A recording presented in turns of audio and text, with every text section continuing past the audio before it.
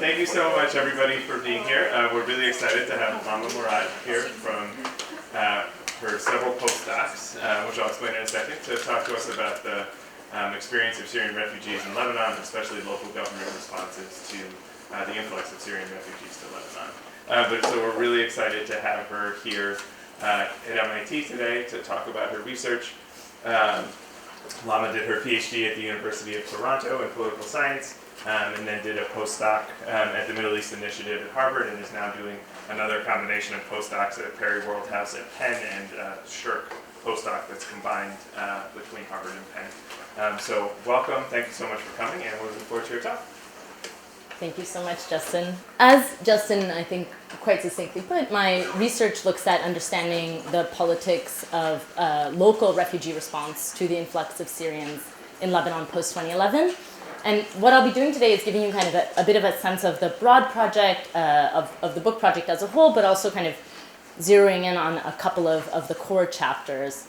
And what I think you can take away from this project as a whole is that we really can't understand these kind of large-scale dislocations of people and of spaces without also understanding deeply kind of the local dynamics that they set in motion for local communities, but also for migrants themselves. And before going too deeply into Lebanon, and this might be something that most people in this room know quite well, but I thought it was important to kind of take a step back and look at global displacement and global force displacement patterns and kind of key trends. And the first is that, for my work that's really relevant, is that the vast majority of the world's forcibly displaced remain in the global south, and that the drivers of displacement, even though, of course, without denying kind of the intertwining of conflict and environmental degradation and all kinds of issues, the main drivers of displacement remain protracted conflict. So we see here, the three main countries that produce refugees worldwide are countries that face protracted conflict. And on the flip side, the top refugee hosting countries are often those neighboring those countries of conflict. And so these three trends, I think, kind of summarize why I think it's really important that we look at forced displacement from the global south to the global south, and to understand how those dynamics are particularly important. And the other important, I think, trend that we see globally is that despite the ubiquity of images like this of Zaatari refugee camp and the focus on camps as a site of refugee governance, the vast majority of forcibly displaced are actually in non-camp urban or peri-urban settings, right? So 60% of refugees by UNHCR's figures, but we all know that this is an understatement of the dynamics, and 80% of IDPs. So these broad empirical trends, I think, only further highlight the gaps in the existing literature. And I'd say particularly in political science, but I think it's still true in broadly speaking. So overwhelmingly, as Salahian notes, the sending and receiving countries form the units of analysis in the study of large-scale displacement. So there are some notable exceptions, including some people in this room, that look, particularly in urban studies and geography and sociology, on the effect of displacement on at a sort of subnational level or a non-central state focus. But even these, notable exceptions do focus primarily on the global north. So, and I think this stems from a number of different kind of theoretical assumptions about, what states, what we can expect from states in the global south in terms of capacity, in terms of governance ability. But also I think it's driven in part by a bifurcation that I think continues to be seen in the study of displacement between migration studies on the one hand, so immigration politics and issues of local incorporation, accommodation, and refugee studies on the other, which is much more interested in issues of security, in issues of large-scale camp settlements. And so I think that these two literatures really need to speak to each other much more intimately, and I think in a powerful way come together in the study of local responses to refugee displacement. So why Lebanon? So some of the reasons why I think Lebanon is a particularly important case study for kind of bringing together these trends is that as a result of the displacement of Syrians post-2011, Lebanon became the largest per capita refugee host in the world. And because of a central policy of inaction from 2011 to early 2015, Syrians largely self-settled across Lebanon's 1,100 municipalities, and because no central decision was made to build refugee camps, municipalities were really the frontline actors in responding to this influx. So Syrians, went into localities themselves, had to find housing, had to figure out where they were going to live and how they were going to do that, and municipalities really became the central actors in governing that entry. So this really leads me to my central question, which is trying to understand kind of how municipalities respond to this influx and why that's the case. So to give you a bit of a sense of this is from a survey conducted by UNICEF and OCHA in 2015 over the course of a little less than a year. And what they found is that in a sample of 536 localities across the country, which were really focused on localities that were considered most vulnerable, that is, municipalities that have low infrastructural capacity and high demographic pressure from the influx of Syrians. What they found, which I think one of the things that they found that's pretty remarkable, is that over 40% of municipalities did nothing. They didn't really govern the entry of Syrians in any particular way. They didn't put in place restrictions, but they also didn't adopt any kind of accommodationist policies. And then the other major thing I think that bears noting in this is that of the 53% or so that did adopt policies, the overwhelming majority adopt curfews. And I think there are a number of, important reasons why these other policies, namely, municipal IDs, residency restrictions, employment restrictions, are not adopted because of some of them for capacity reasons. For instance, municipal IDs are quite costly. They require a certain amount of capacity on the part of local governments.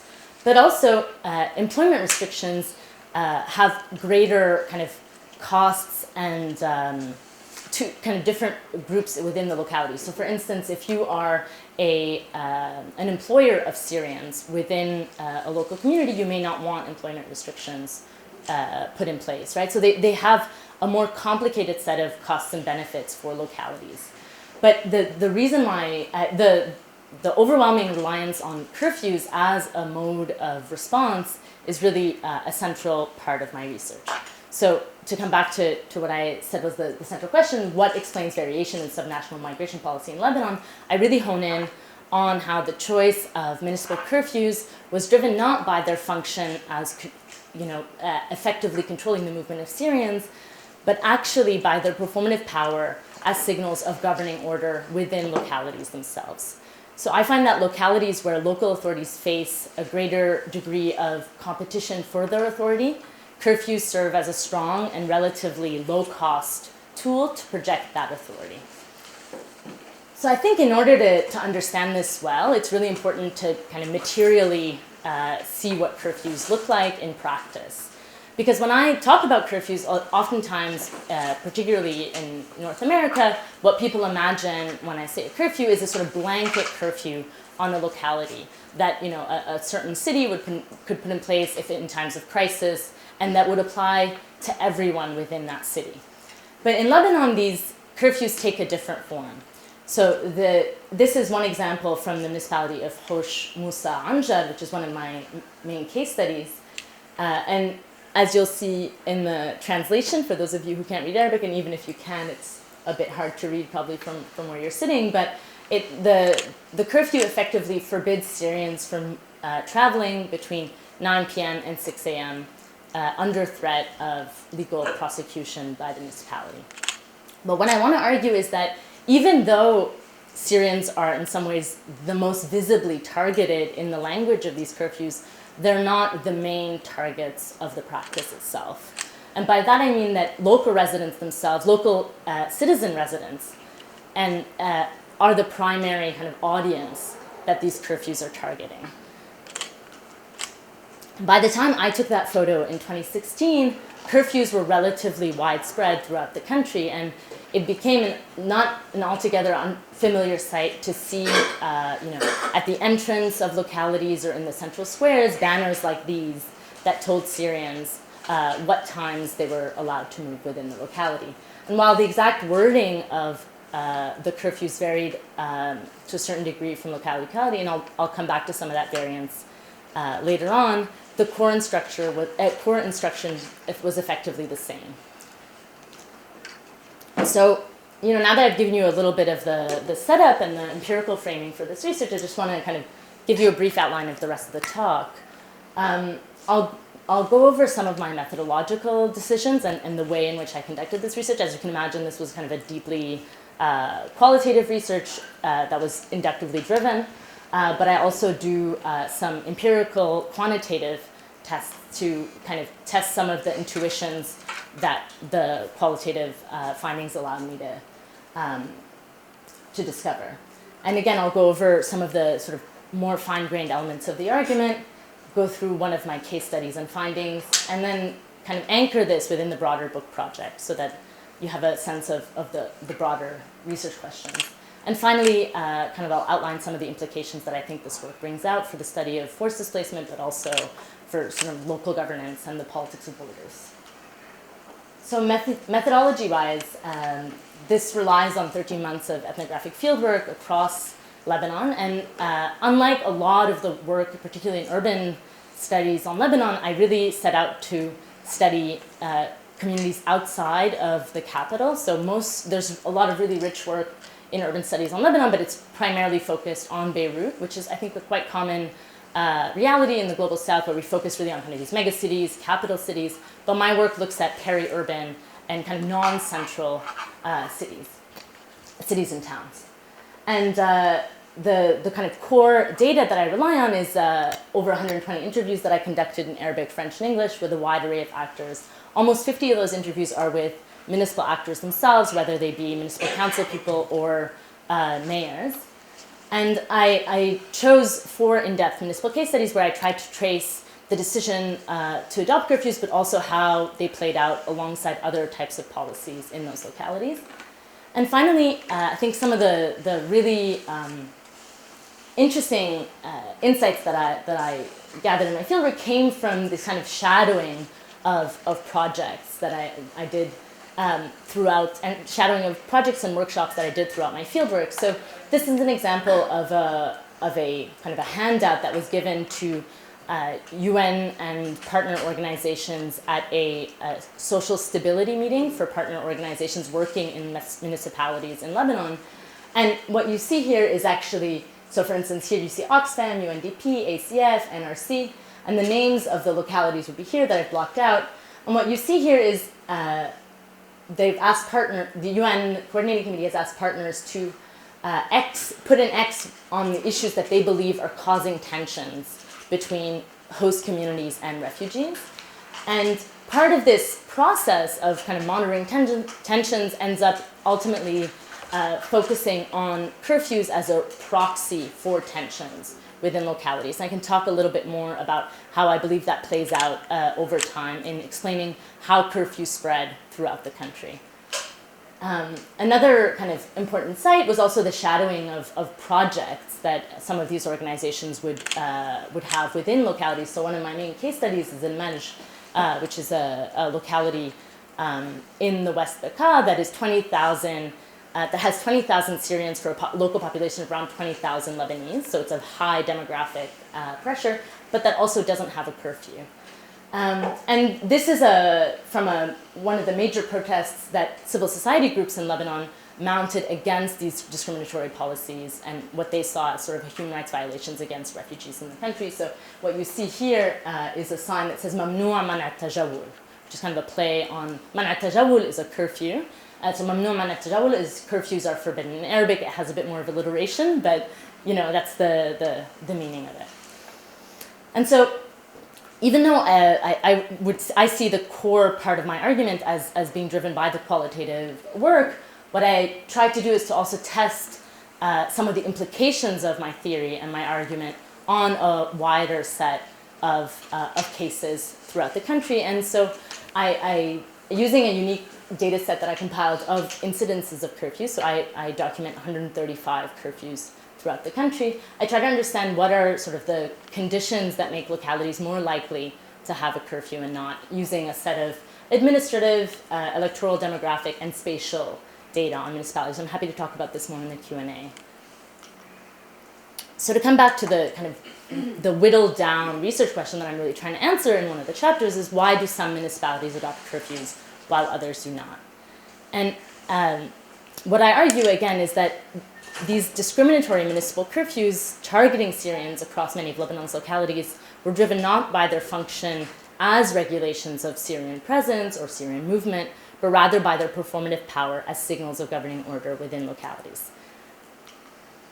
So the core, I think, element of what makes curfews so effective as signals of governing order is their highly visible and public nature, and that in localities where leaders face competition for that authority, these serve as sort of effective ways to alleviate fears and concerns on the part of local populations, citizen populations that are concerned about the influx. And that over time, once in place, these curfews themselves have an effect on the likelihood of other municipalities adopting curfews as well. I don't have very fine-grained data on timing in Lebanon, so it's really hard to get to a really good assessment of diffusion effects. But what I heard in interviews time and again was mayors talking to me about the pressure they faced from residents saying, so-and-so adopted, has done something, what are you doing? We saw this curfew in village X, how are you not doing anything? What are we doing as a municipality to address this? And as I mentioned briefly when I showed that map of, or that table of UN partner agencies looking at monitoring curfews among other practices, there's also sort of a story of signaling out to international aid providers that this municipality X is in need of support, and that a curfew, is a very effective way to do that. So kind of the way that I try to conceptualize this is to think of curfews as multivocal. And by that I mean that they have a number of different messages that are at times contradictory, but that kind of live in a space where every message is directed at a different audience, and kind of the contradictions are brought together in the curfew itself. So as I mentioned, the sort of main kind of explanation that I see, particularly in early movers, in the municipalities that move to adopt curfews early, is this signaling in towards local citizen residents, providing them a sense of governing and stability within the locality. And this kind of last role that I mentioned of signaling out to international aid actors is really something that comes out later in the process, in mid-2015, when international aid organizations really start to focus on curfews as these kind of proxies for tension. And then there's, of course, the way in which these signals, even if Syrians are not the target of them in the minds of mayors and municipal actors, they are nonetheless affected by these curfews in the ways that they live in these localities and they see these measures adopted, so they have an effect on Syrians even though they're not the primary target. And finally, I can talk a little bit about that sort of last quadrant, which I argue is kind of the least significant but nonetheless an important role, which is to signal to central government actors that local authorities are kind of sovereign on their territory. This comes up in particular when the Minister of Interior at the time tries to, in a news media report, says that curfews are illegal and that they fall outside of the bounds of the jurisdictions of local authorities. And even local authorities that had previously rejected the idea of curfews, talked to me about how this was clearly an overreach in the minister's power, and that localities and municipalities have the right to govern on that territory. So I'll be focusing primarily on sort of the latter, these two today, but again, happy to talk more about the rest in the Q&A. So I've been using this term kind of performance, and I think there's a really large literature on performativity and on performance that I think I can't do justice to, and that sometimes has kind of contradictory definitions, but I anchor my work really in the work of Lisa Wedeen, who's a political scientist who looks at politics as performance.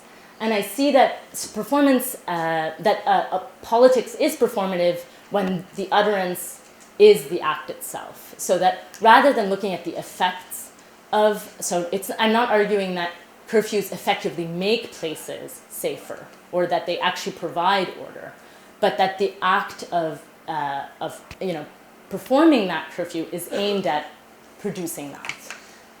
And trying to kind of tie in the observable political effects, but also with the logics that the actors that put them in place aim to play out.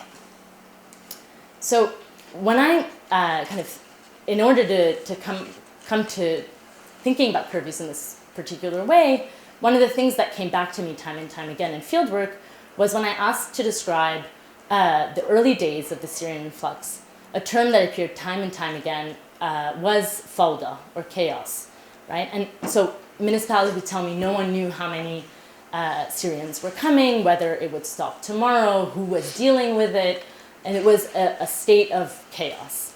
And in one case, the contrast so in contrast to fawda, what I heard time and time again was this concept of nizam or tanzim.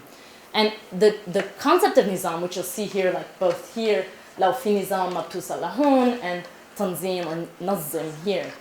This is a term that has a much more complicated meaning in Arabic than the translation of order conveys, but it can mean something like a regime or a rule or a set of structures or even disciplining. But in the ways that municipalities and local actors were using this term, they really referred often to this sense of order. So, for instance, in this case, a municipal council member told me that in this case they did not have a curfew. And he referred to when I asked him why they hadn't adopted a curfew, he responded, if there was order, we wouldn't be here today. And this implication that a curfew implied order in response to that question was one of the many cases that kind of this concept became tied in my mind.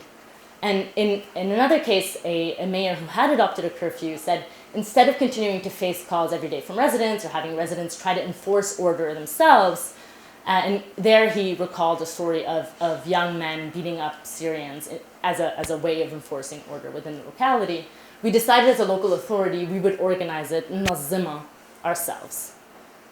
So this kind of role in governing political order also came kind of head to head in some municipalities with a desire to also have a sense of social order, right? So it was not just about whether Syrians were disrupting the dynamics of kind of political life in the locality, because ultimately, Syrians can't vote in Lebanon, they don't have any effective political and civic rights, but their mere presence in the locality as families, as opposed to migrant workers as they had previously been in Lebanon, kind of disrupted the sense of social order in many localities. So this was someone actually who was running for municipal council in one of these localities. So the elections were in May 2016. So this was in the run-up to the election. One of the candidates for municipal council, who actually ended up winning, talked to me about the fact that the biggest threat, this is a locality actually bears mentioning, that is right near the border with Syria, and had actually faced a great deal of security issues with regards to fighting kind of in its boundaries.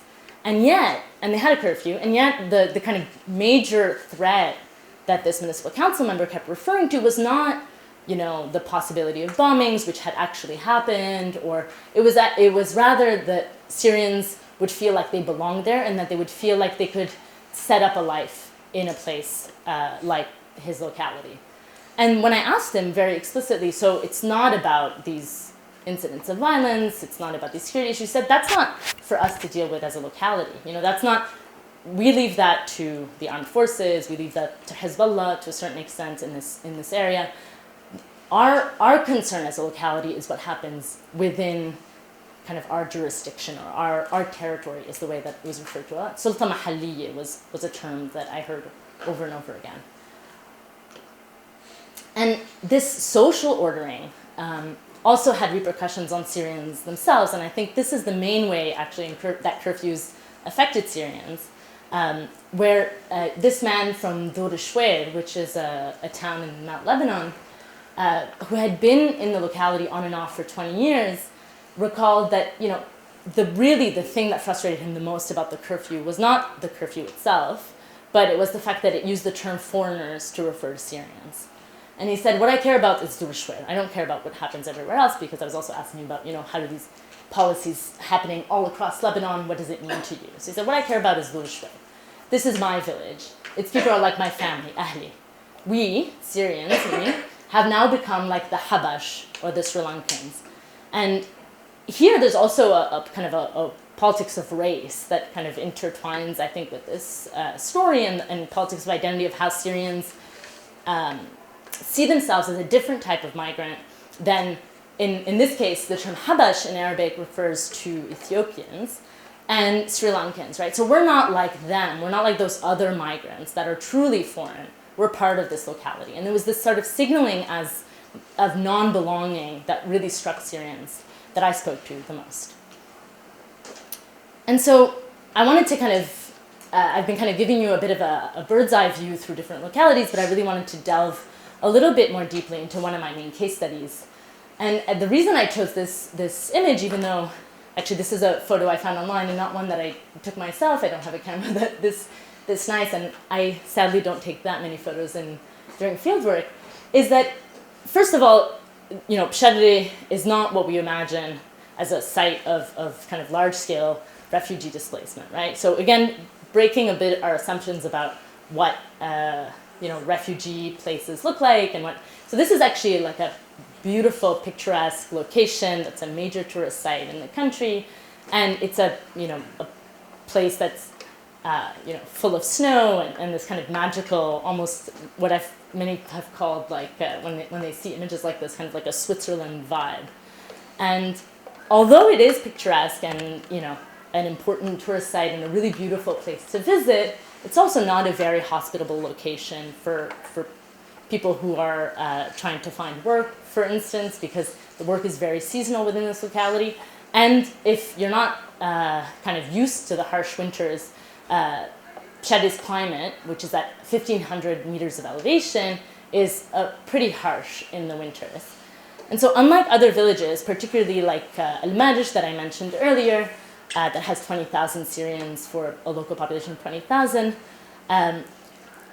Pshadri actually had a relatively small proportion of Syrians in its locality. It had around 1,500 Syrians when I visited in 2016 for a local population of 20,000. That's still a lot by American locality standards, but by kind of the relative order of Lebanon, it's a relatively small proportion. And Pshadri, as you can see, is, even though, again, the map, Lebanon is very, very small, so it's really hard to get a sense of dimensions and scale, but the arrow points to the curfew that designates Pshadri. And, you know, even though it looks quite close to the coastline, it takes quite a bit to get to Pshadri, again, because it's quite a mountainous road, and it's really off the main coastal line, which is where you would find most of the major cities and the work opportunities. So, you know, as the mayor told me when I met him in March 2016, Syrians who are here intentionally. You don't just find yourself in Pshadri.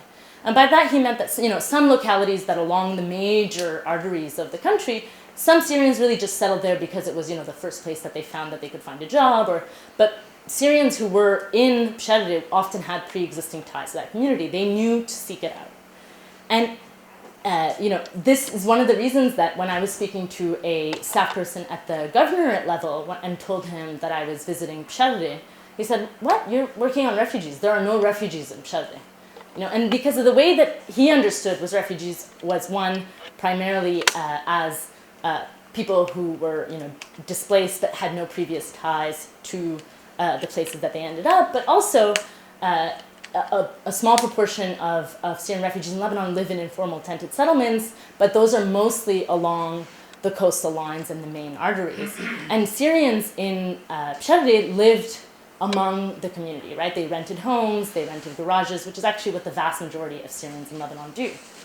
And the historical presence of Syrians within the locality meant that those who settled were people who often had ties to the apple picking industry in that locality, and either brought their families or their extended families with them once they left Syria in a more permanent way.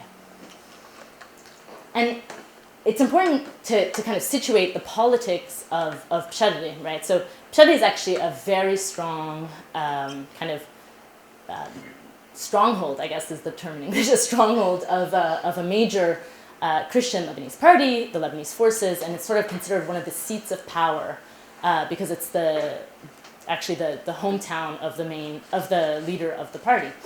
But at a local level, political competition is quite fierce. And it's primarily centered around kind of these core families, primarily the Kairouz and Toq family, and to a lesser extent, actually, Jaja and Rahmi. So these political competition at a local level is not kind of along ideological or partisan lines with regards to the Syrian presence in the country, for example, or the Syrian war, but actually much more about sort of the politics of the place and the competition among families themselves. And because of, in part, kind of the ideological, and I can talk about this more in the Q&A, but the ideological leanings of this party and the historical relationship of Pshadreh to the Syrian occupation of Lebanon, Syrians faced regulation in Pshadreh very early on. So, they were one of the first localities, for instance, to have a survey conducted of all the Syrians within the localities. They had documentation on where every Syrian was working within the locality, really from early 2012.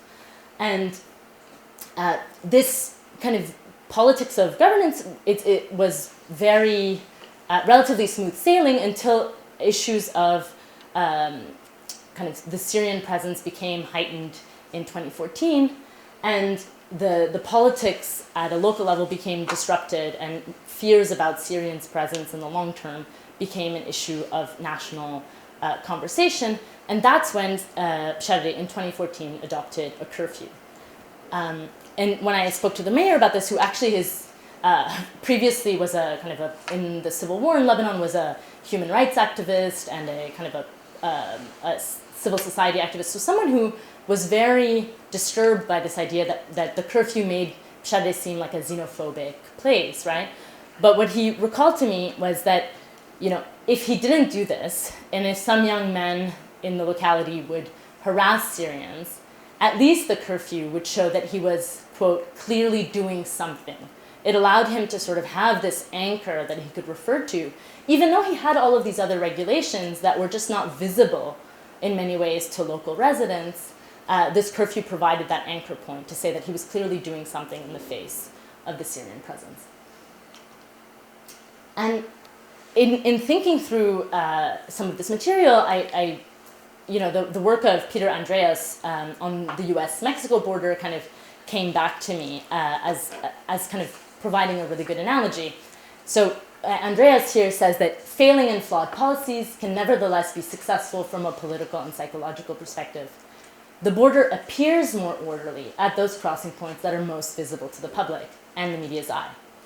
And importantly for Andreas, and I think the same is true for me in thinking through curfews, he does not see the success of, in this case, visible border walls or border checkpoints as an epiphenomenal or merely a psychological ploy for short-term political gain, but rather as an integral and often ignored role of border control as such.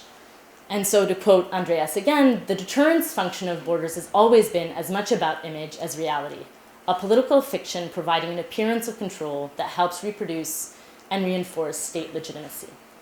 And so my argument is that the claim to order brought forth by curfews at the municipal level, it similarly calls forth and reinforces municipal power and legitimacy. And similarly, the municipal curfew in Shadbeh was not strictly enforced in the way that we would think about it, right? So this is a Syrian man in the locality that I spoke to, and he said, I told him, how was the curfew affecting his life? And, he sat there and said, it's not that I can't go around if I need to. The other day I went and got medicine from the pharmacy and it wasn't an issue. But why can't I just go outside with my wife and my kids at night? It's as if I'm not human. And there, it wasn't really about the curfew as a limitation on his movement if needed, but it was about how it made him feel as a part of that locality, right? And so to kind of bring this all back to kind of the broad, systematic kind of level of at the national level, what I tried to tease out in my main quantitative analysis was, what is the effect of electoral competition, which I don't see as a perfect measure of kind of political plurality in localities, but as a fairly good proxy, and I think the closest one that we have quantitatively. And what I find is that electoral competition matters. It's not the only thing that matters, but it has a really significant effect. And I can, have some more of the data if people would like more detail on that. But effectively, what we see is that municipalities that have a higher competitive electoral landscape are more likely to have curfews. And this is controlling for, all kinds of budgetary, demographic, and other controls. And what I find is also a really significant effect of the policies of neighboring municipalities. Now, what I think is really interesting on this level is that it's primarily about those localities within the proximate neighborhood. So the effect of this really falls off after the 5-kilometer radius. And I think that this provides some really important support for the idea that this is about those places where local citizen residents are sending their kids to school, where they're getting their groceries. It's really about where they're seeing policies in their everyday life, and not about policies at a national level. And I can talk about this more in the Q&A. Demographic material pressures are important, but they're not determinative. And sectarian politics, again, is important. It tells us, I think, part of the story, but it's also not determinative. And what I find is that even in municipalities where the local host community is of the same identity background as Syrian refugees, local electoral politics matters even more.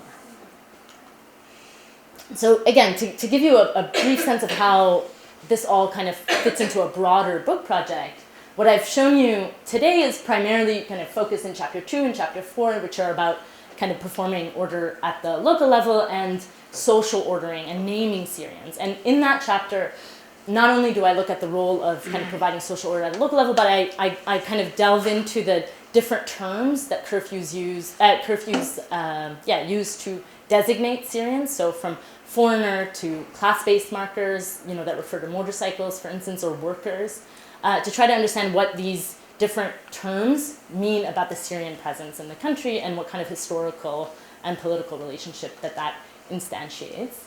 And the first chapter is really about kind of situating this in a broader national policy of inaction that allows municipalities that were previously very weak actors in the Lebanese system to take on this really important governance role.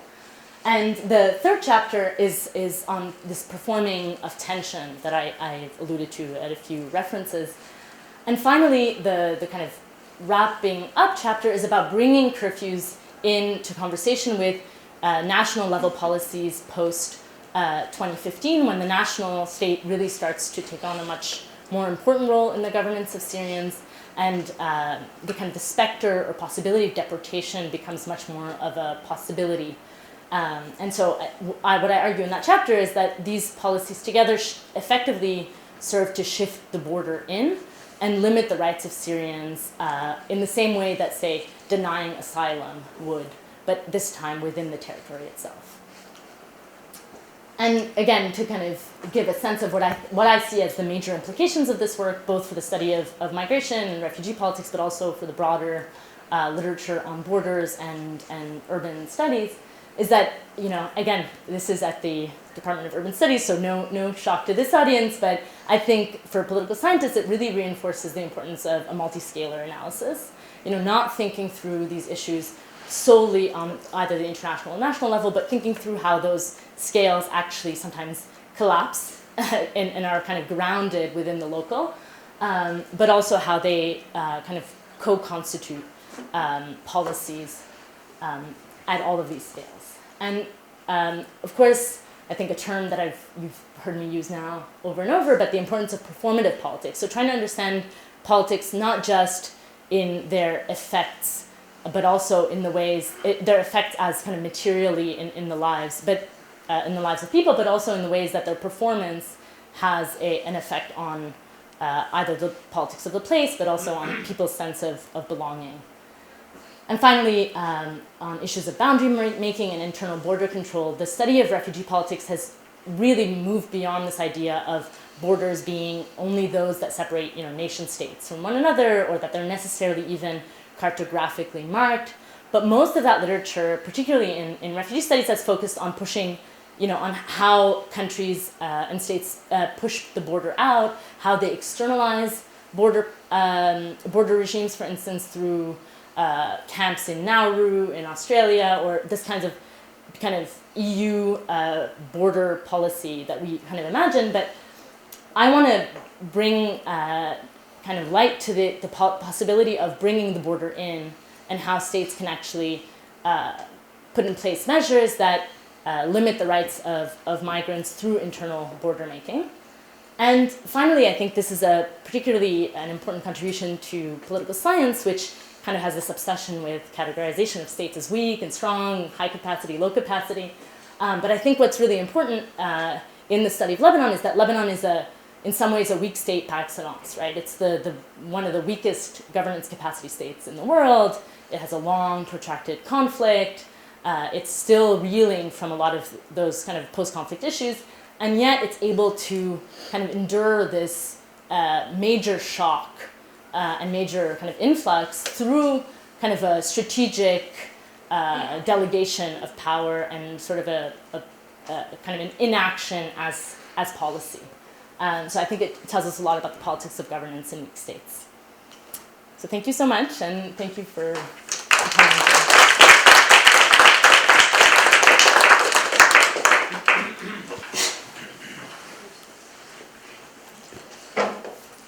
Thank you so much.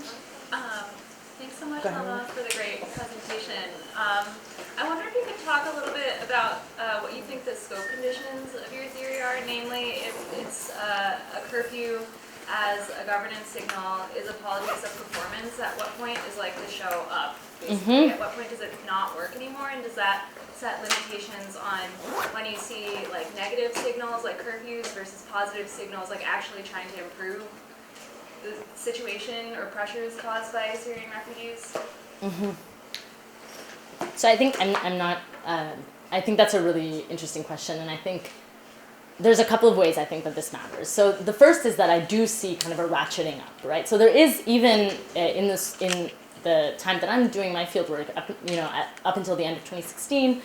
There does seem to be reaching a saturation point. You see this, even with the UN talking about, okay, well, we're mapping on, and I will show you, I'll pull this up in the slides here.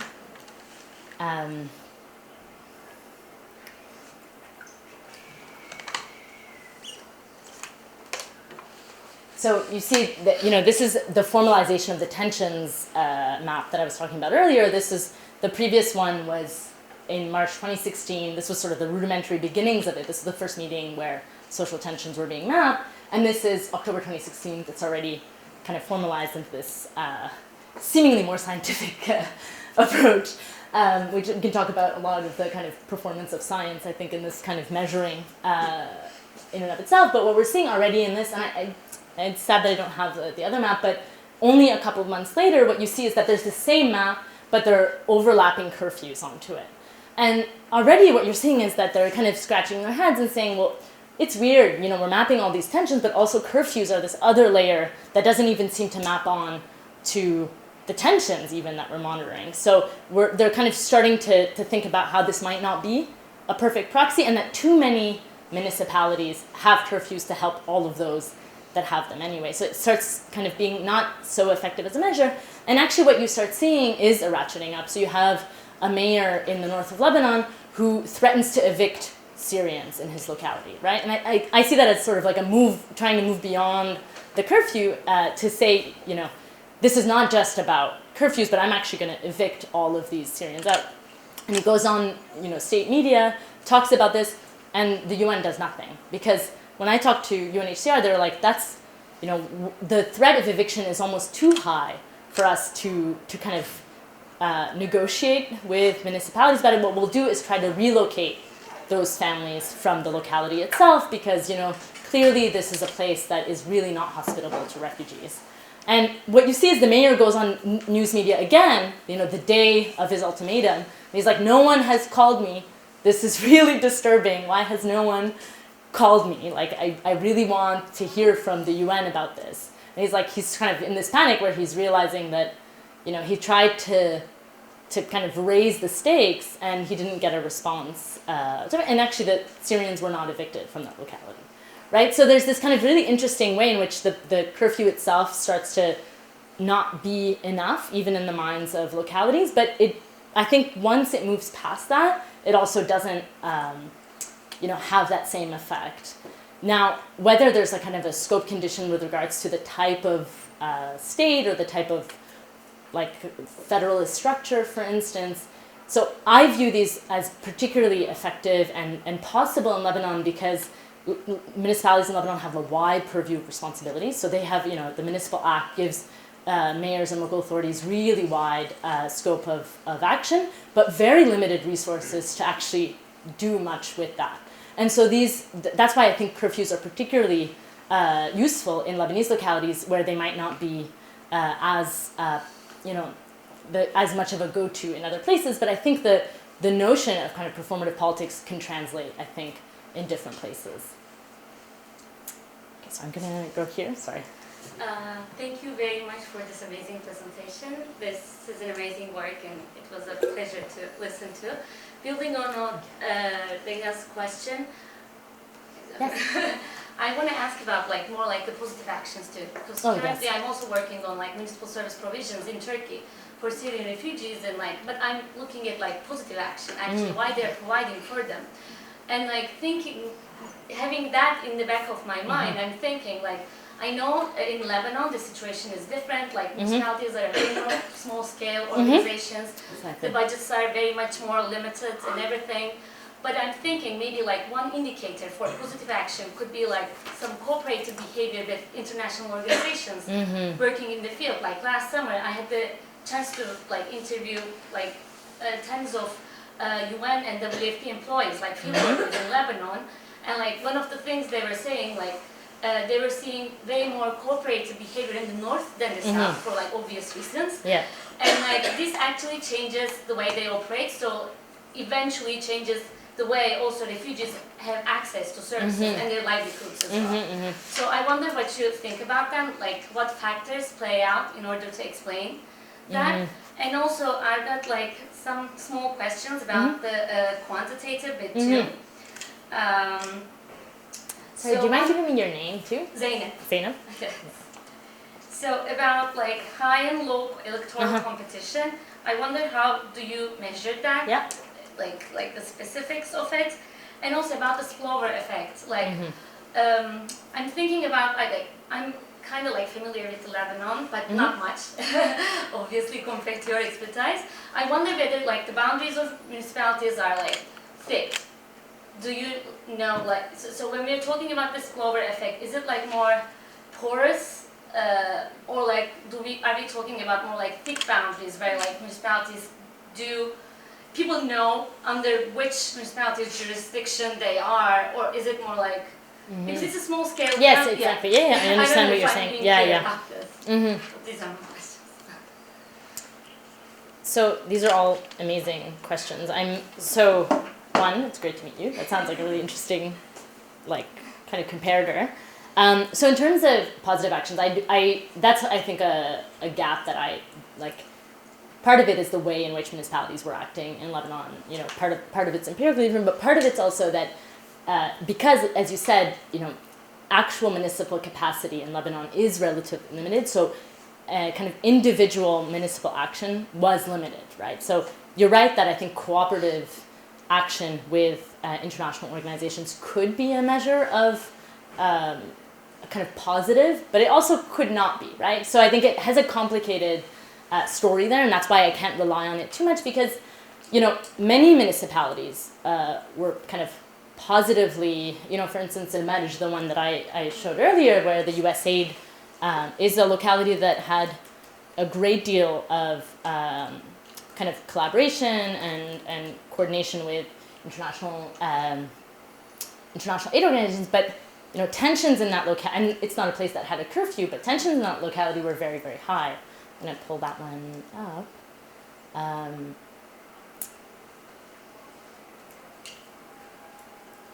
think it was here. And what was happening was that because it was a place that had, you know, such major demographic pressure, and Syrian, it was already a place of really low capacity, they were very keen to get support from international aid organizations, but they were very clear, for instance, that aid distribution had to happen within the locality, and there was a pretty significant and pretty obvious siphoning of aid that was happening. So it's not a very clear proxy of like of good policy. If we were to anchor, you know, good versus bad policy, it wasn't necessarily a sign of them being particularly hospitable to Syrians. It was just that they faced you know, a certain reality, and that they saw that they could directly benefit from that through cooperation with international aid. So, for instance, you know, one of the projects that was that was done by UNDP in this locality was a soccer field for the locality, right? Which is definitely kind of a positive thing that, in principle, you know, the UN sold as a project that would allow Syrian kids and Lebanese kids, but the Syrian kids were not allowed to play on that field once it was implemented. So it was just a hard thing to measure in Lebanon, I think, and I have seen really good work on Turkey in that. But on the question of measurement of kind of high, low, so I have two major measurements. So I don't know how much you know about the electoral competition or electoral politics of in Lebanon, but it's a mayors are not elected directly by constituents. They elect a municipal council that then elects a mayor. So what you have effectively is, let's say you have, and municipal councils vary in size depending on the size of the locality, obviously. So, you know, let's say you have a municipality that has 12 seats. I use two kind of proxy measures. The first is the number of candidates running for, you know, by the number of seats, so kind of a ratio of candidate seats.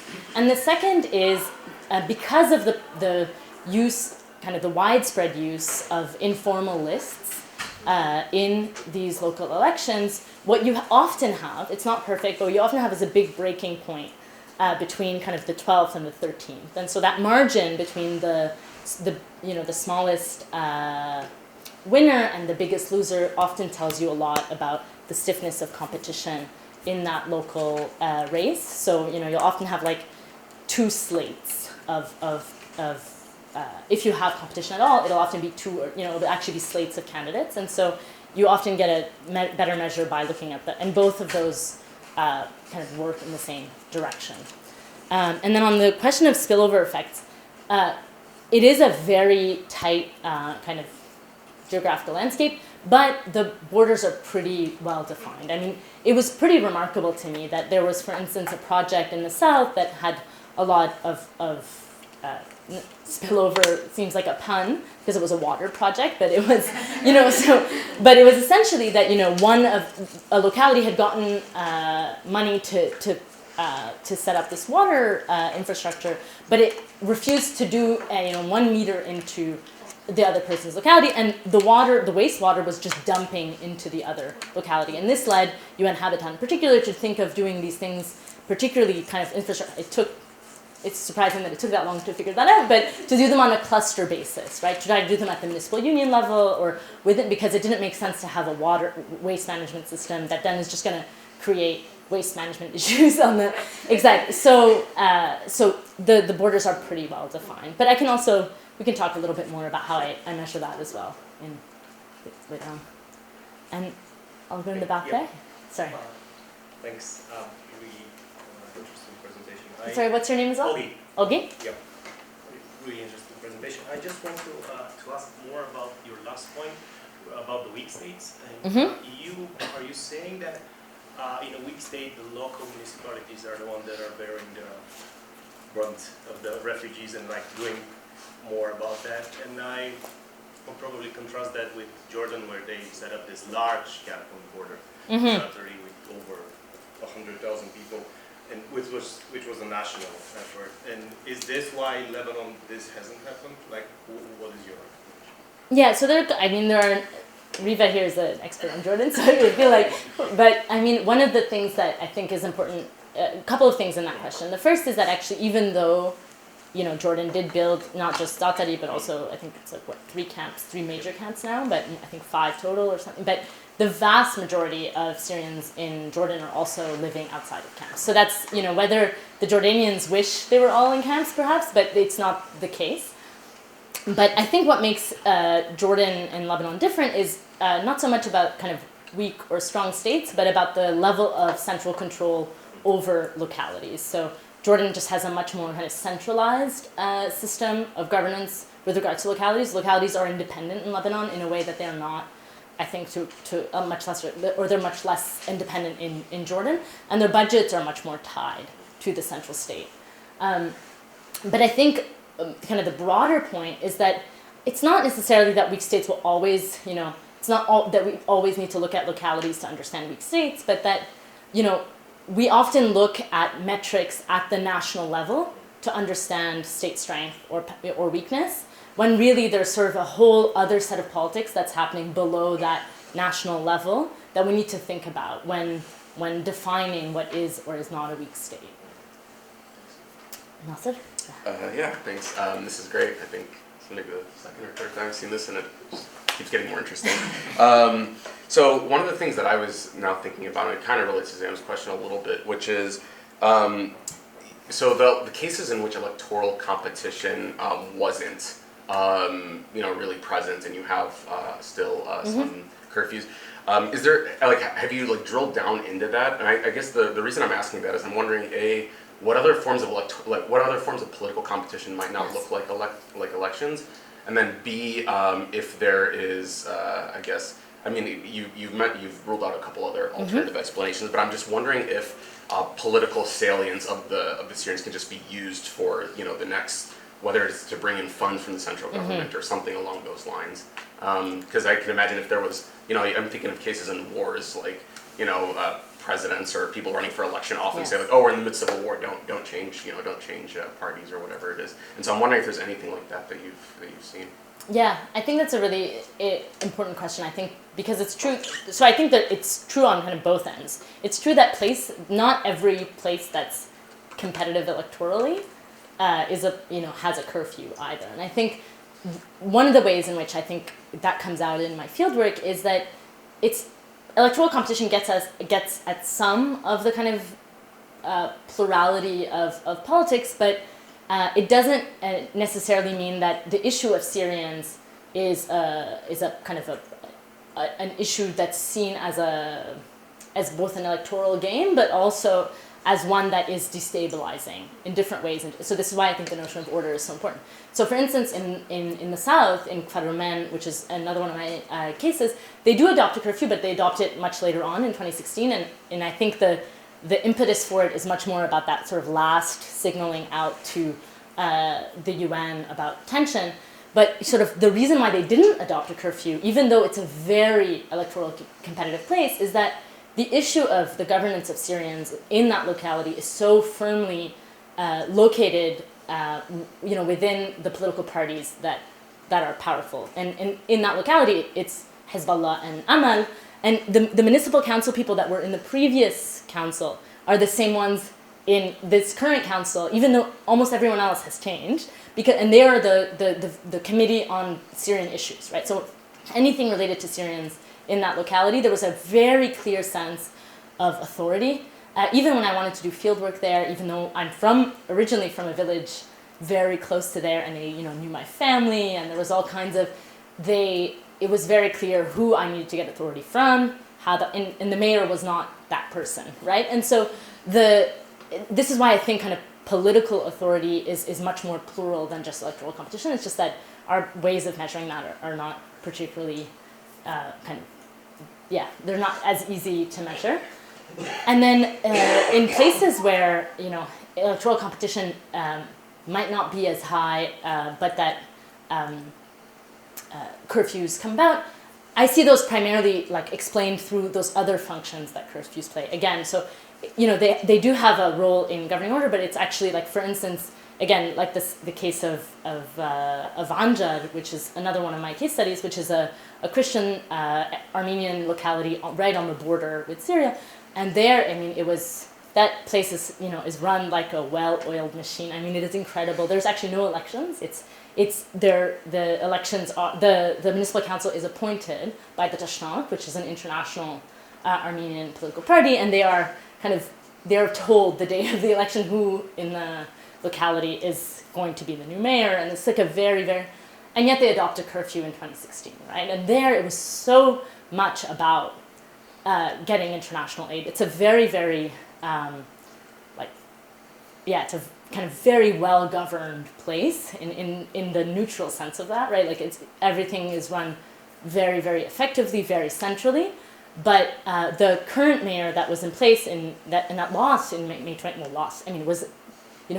was not given a repeat appointment in May 2016, refused to sort of engage in the kind of the game with international actors, and that was one of the main reasons why he was kind of pushed out. And very quickly after the election, a curfew was put in place, and it was very, very clear that was kind of a way to draw in international funds for this locality, because it was a place that relied really heavily on Syrian tourism, because it's really just 5 kilometers from the border, and so the tourism, the kind of funds had dwindled so much that they really needed international funds to supplant that.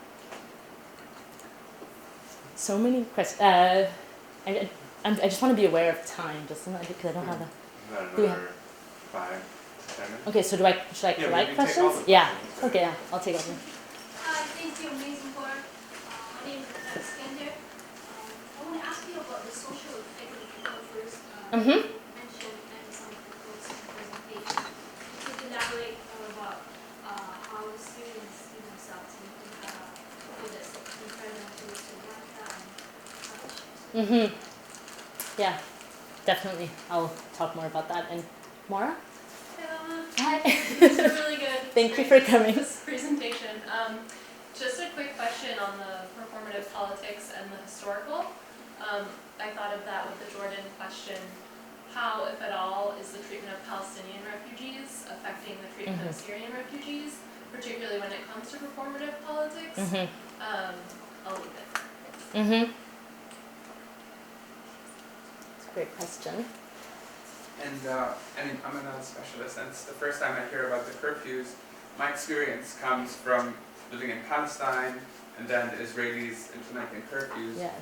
But my question is, how is this bridge happening between the language that they're using on those signs on the streets, like brothers and sisters, Yes. Syrian brothers and sisters, you are under curfew. And then this kind of gap between such a exclusionary, racist, I don't know about racist because they're the same race, except I guess there's this sense of like Switzerland of the East, so maybe it is racist in a way, and this kind of like loving language at the same time, and also lastly, like, again, I'm a non-specialist, so please, like. No, these are great questions. Please, The thing about kind of. Sorry, can you also give me your name, just because I like to. Sinan of Sinan. Here at Sloan. This thing about kind of the racist aspect of it, or discriminatory racist of it, that doesn't come out in the signaling kind of model that you have. Yeah. And whether it kind of unwelcoming kind of is a signal that also these curfews in that. Okay, and then Do you have any questions? Yeah. Yeah, I'm Khadijah Jordan. I actually work for an international development agency that, in Lebanon, we actually do resettlement work. Oh, interesting. But we have sites elsewhere that does like humanitarian assistance and livelihood programming. But just on the point of signaling out to aid agencies to get that funding, you know, aid agencies turn back around and they do their assessments. And at least in our case, like we are asking the supposed beneficiaries of the programming of, you know, how is it going? Even down to like the youth, so you talked about the youth then the soccer field, but then Syrian youth weren't able to even use it. We do talk to our youth that we're doing programming for, and they're honest. And when we see that, we make the decisions of, well, this current model can't carry on as is. So I'm curious about, you know, in these cases, the signaling out, the aid money comes in, there's an assessment. Are you then seeing another form of signaling out? Maybe they're changing their tactics, or maybe it's not happening. And in your perspective, what is that next forum? That's really great. So I guess I'll start with yours and then kind of work back, because I mean, I don't know which organization you work for, but there's a wide, I think, array of the kind of types of the ways in which I think international aid organizations and so I think actually some of the ways in which you're talking about doing assessments for these kind of like social issues are just really hard to measure, right? And this attempt, you know, even though it looks very kind of rudimentary, I'm trying to pull this back up, the tensions map. All the X's. Exactly. I think that was actually genuinely an attempt to try to do some of this assessment work, right? And actually part of the issue and why kind of curfews start to become this other proxy is because they realize that it's kind of they're having a sampling bias, right? Because they're only looking at assessing those places that they already work. And they're like, well, that's not really good, right? So we need to look at these kind of external measures that don't rely on us having people on the ground, right? Because there are 1,100 localities in the country, and so it's impossible to be working in all of them. And certain places you're going to have more access than others in the way that Zainab heard. So they were actually kind of effectively trying to get a good assessment, right? So I don't think I want to be very clear that I don't think it's kind of deliberate kind of attempts to do it. So I think these actually can come from a kind of a technical desire to want to get at these things, but these are things that are actually ultimately very hard to measure in these ways. And although I'm sure that's the case in the organization, I saw some of these assessments, kind of the kind of talking back and kind of assessing a few months into the project how it's going in practice, and in many instances what that entailed was getting the locality to call a number of Syrians in to the locality, to the municipal office, to have a meeting with them in the municipal office, and to get their sense of how things were going within the locality, right? So there are some gaps, I think, that, doesn't mean that, in actually getting at what Syrians actually want, but also, and this is a problem that many have talked about in Lebanon, is it's a very, very, because of the nature of self-settlement, the way in which Syrians are kind of dispersed in different housing situations, it's very hard to know who to speak to as a central voice of Syrians within localities, right? So different Syrians are actually experiencing all of these policies in different ways, right? So, for instance, so this kind of ties really well into the two questions here, and that, if you're a middle-class Syrian that drives a car, that is, lives in a rented home, within your experience of curfews, but also all kinds of other municipal policy actions will be really different than if you're a working-class Syrian who rides a motorcycle, which, like, a lot of the curfews refer to motorcycles in particular because they're a class-based marker in Lebanon. And so it's not that necessarily, international aid organizations aren't trying. It's just that having, measuring these things is difficult, and then having one kind of assessment of what it means for that locality. But the story of the soccer field is by no means an exception. I mean, this is something that I saw time and time again. In another case, it was a public park that Syrians did start using. They did, but then Lebanese wouldn't go to it anymore because it became the Syrian park, right? And so it's not to say that, you know, the intentions are there, but I think the kind of implementation, not for lack of trying, can often lead to have these perverse outcomes. But I think to come to the kind of social and discriminatory ways in which these curfews also lay out. So in one of the chapters, I talk about kind of social ordering and how they for sure, I think the way that one of those, the candidate for municipal council in one of those localities talked about, one of the signals is definitely to tell Syrians that they don't belong. I just argue that it's not the main purpose, right? It's like it's like the cherry on top for a lot of these localities. Like, that's good. They want that function, but that's not what's really the motivating driver behind a lot of these things, because Syrians are made to feel like they don't belong in lots of different ways. And Syrians themselves, when you talk to them about curfews, this is the main way that they experience them. It's not as limits on their movement, but it's as signals, but it's also, you know, the discrimination they get on the bus, and it's also the way in which they're dealt with at checkpoints, and it's also, so there's all kinds of ways in which kind of that sense of non-belonging is conveyed through policies. So it's not to say that it doesn't serve that purpose. It does, but it's just not what I see as the main driver of it.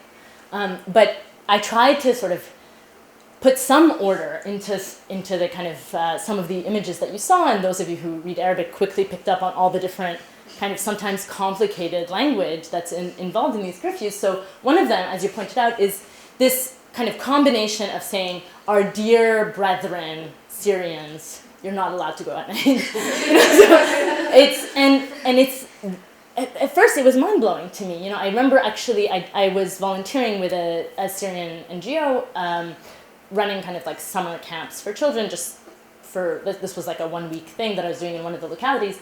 And this was a place that, you know, was allowing these camps to run. And then there was a big banner, and it had this complicated wording about how, you know, on the,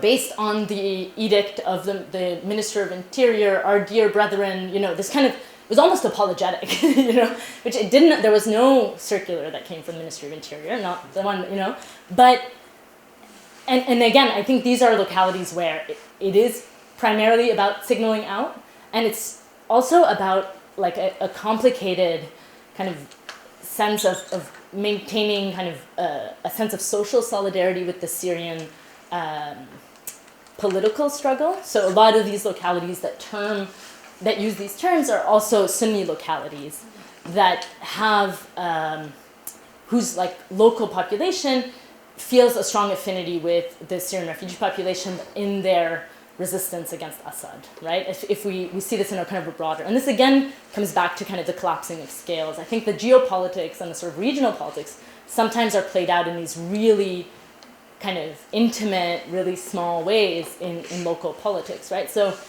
in these cases, it's not, they're almost trying to undo that belonging signal that is often implied in these curfews. And then walking back to Maura's question about the way in which the Palestinian experience structures a lot of this. So obviously, I think there is no Lebanese response to kind of a large-scale displacement that is not historically kind of anchored in the Palestinian experience. I think there's a number of big ways in which that happens. The first is the decision to not put in place refugee camps was very clearly tied in the kind of minds of policymakers with the Palestinian experience, right? So much of the narrative, I think, a faulty narrative in the national political landscape in Lebanon is that, you know, the violence and the civil war began in the camps and was a product of the camps themselves. That if Palestinians were allowed to be independent in these places, it's what allowed them to mobilize. And I think it's actually something that we see reproduced in the political science literature around refugee camps and the role of refugee camps as kind of places of radicalization and mobilization, but that's a different question. But that kind of decision to not put in place refugee camps was directly related to the Palestinian refugee experience. The other important way is this notion of tawteen, right? So this term that's like kind of heard over and over again, and you hear in national political discourse, which is the Arabic translation. The translation from Arabic, the simplest one would be kind of naturalization, but it doesn't convey, I think, the kind of political force of that term, which is like to make national. Like I think is a better way of and this idea that we see this now with the Kushner plan, the idea that ultimately the plan is always to allow Palestinians to gain Lebanese citizenship, that this has always been a part of the broad grand strategy of someone somewhere, and this and this idea of Taltin came back time and time again. So localities would say, we've seen this before. We know what's going to happen. Syrians are going to stay here, and we're going to be asked to take in another population. And Palestinians have not been given citizenship in Lebanon, partly, for a complex array of reasons. One of which is a kind of a fear of the demographic shift in Lebanon, because the Palestinian refugees that remain in the country are overwhelmingly, and those who have not been already given citizenship, because some Palestinians have been given citizenship, are Sunni Muslim. So, and the same thing is true for Syrian refugees in Lebanon. 96-97% by our best measure are Sunni in the Lebanese case. So, again, this idea of Taltin, of another Sunni influx that's going to shift the demographic balance in the country, is something that at a national level is really, really important to understanding sort of the politics. But also you hear it particularly within Christian localities in Lebanon. I hope I've answered. I think I have to wrap it up now, but thank you so much for all your time.